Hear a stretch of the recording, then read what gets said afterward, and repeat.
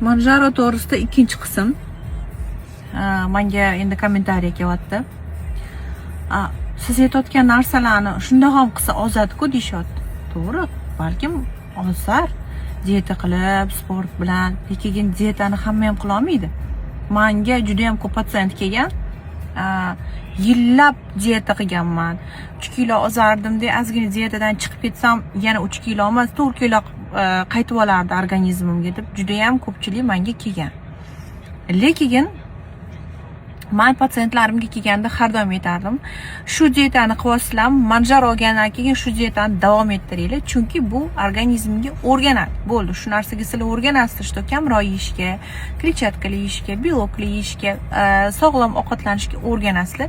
Manjaro волшебный palochka emas qizlar.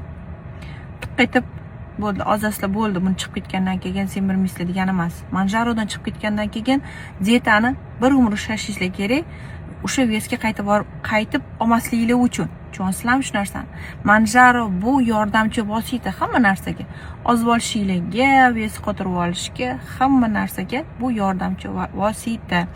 50% ishni Manjaro bajarsa, 50% ishni sizlar o'zingizlar bajarishingiz shart.